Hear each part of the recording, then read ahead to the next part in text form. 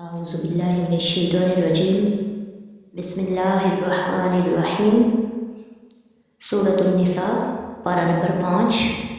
فَمِنْهُمْ مَنْ آمَنَ بِهِ تو ان میں سے کوئی ایمان لائے اس کے ساتھ وَمِنْهُمْ مَنْ صَدَّ اور کسی نے منہ پھیر لیا اس سے وَكَفَى بِجَهَنَّمَ سَعِيرًا اور کافی ہے انہیں جلانے کے لیے جہنم کی دہکتی ہوئی آگ ان الذین کفروا بے شک جنہوں نے انکار کیا بآیاتنا ہماری آیتوں کا سوف نصلیہم نارا ہم ڈال دیں گے انہیں آگ میں کلما جب کبھی ناضجت جلودہم پک جائیں گی ان کی کھالیں بدلناہم تو ہم بدل دیں گے جلودا غیرہا ہم انہیں کھالیں دوسری لیذوقوا العذاب تاکہ وہ دوسری مسلسل چکھتے رہیں آگ کے عذاب کو ان اللہ کان عزیزا حکیما بے شک اللہ تعالیٰ غالب ہے حکمت والا ہے والذین آمنوا اور وہ لوگ جو ایمان لائے وعملوا الصالحات اور نیک عمل بھی کیے سندخلہم جنات تجری من تحتها الانہار عنقریب ہم ڈال دیں گے ہم انہیں داخل کر دیں گے باغات میں رواں ہیں جن کے نیچے سے نہریں خالدین فیہا ہمیشہ رہیں گے ان میں ابداً ہمیشہ لہم فیہا ازواج مطہرۃ ان کے لیے ان باغوں میں پاکیزہ بیویاں ہوں گی وندخلہم ظلا ظلیلا اور ہم داخل کریں گے انہیں گھنے سایہ میں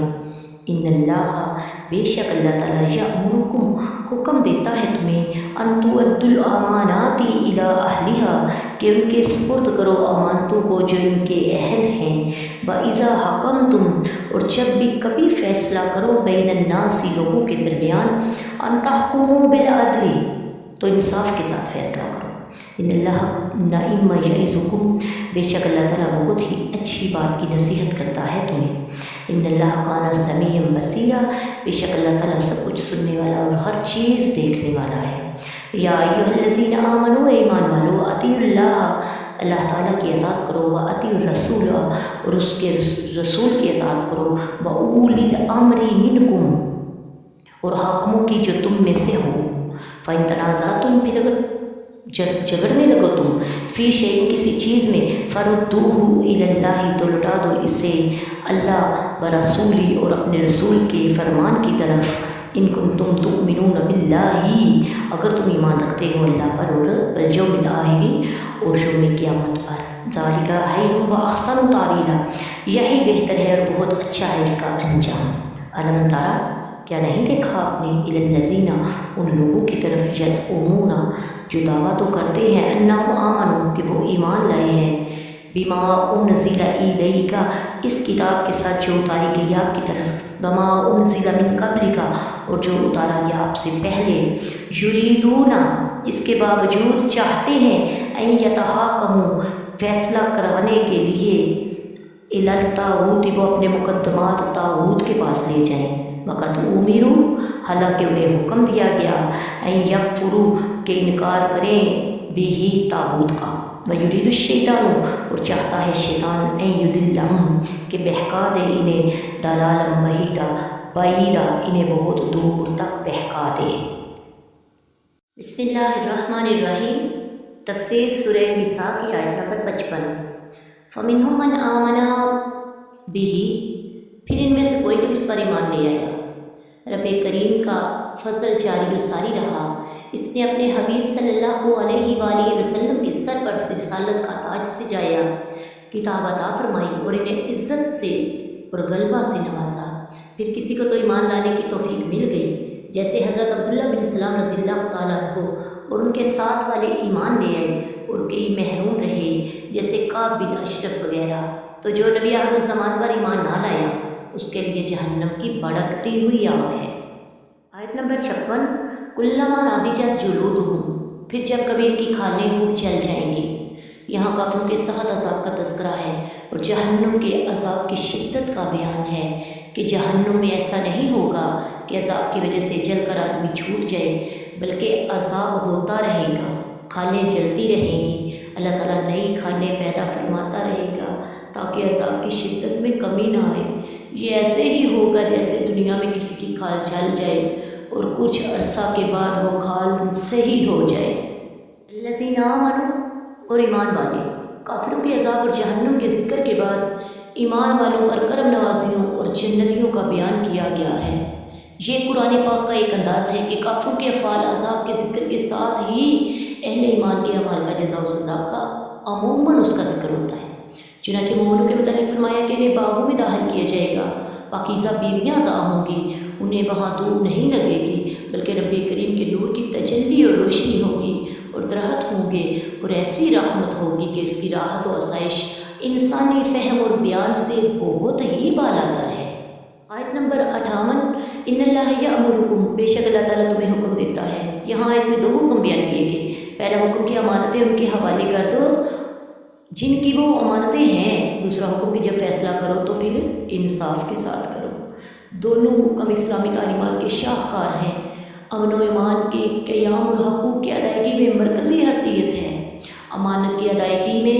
بنیادی چیز تو مالی معاملات میں حقدار کو اس کا حق دے دینا ہے، البتہ اس کے ساتھ اور بھی بہت سی چیزیں امانت کی ادائیگی میں داخل ہیں، جیسے حضرت عبداللہ بن عباس رضی اللہ تعالیٰ عنہ سے روایت ہے، رسول کریم صلی اللہ علیہ وآلہ وسلم نے ارشاد فرمایا، جو مسلمانوں کا حاکم بنا پھر اس نے ان پر کسی ایسے شخص کو حاکم مقرر کیا جس کے بارے میں یہود جانتا ہے کہ اس سے بہتر زیادہ کتاب و سنت کا عالم مسلمانوں میں موجود ہے، تو اس نے اللہ اور اس کے رسول کے تمام مسلمانوں سے خیانت کی۔ انصاف کے ساتھ فیصلہ کرنا نظام عدل کی روح پر ہی ہے۔ انصاف کے ساتھ فیصلہ کیا جائے، فریقین میں اصلاحاً کسی کی رعایت نہ کی جائے۔ علماء نے فرمایا حاکم کو چاہیے کہ ان باتوں کا خیال رکھے، اپنے پاس آنے میں ایک چیز کو موقع دے دوسرے کو بھی دے، نشست والوں کو ایک چیز ایسی نشست دے دونوں کی طرف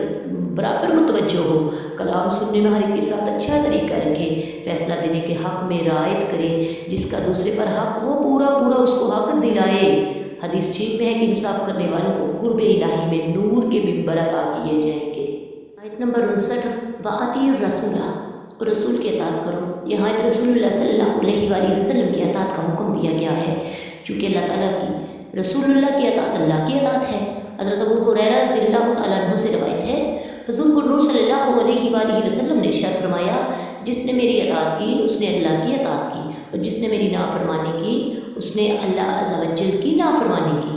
آیت نمبر 60، أَلَمْ تَرَ إِلَى الَّذِينَ يَزْعُمُونَ أَنَّهُمْ آمَنُوا، کیا تم نے ان لوگوں کو نہیں دیکھا جن کا دعویٰ ہے کہ وہ ایمان لے آئے ہیں؟ شان نزول، بشر نامی ایک منافق یہودی سے جھگڑا ہو گیا۔ یہودی نے کہا چلو محمد مصطفیٰ صلی اللہ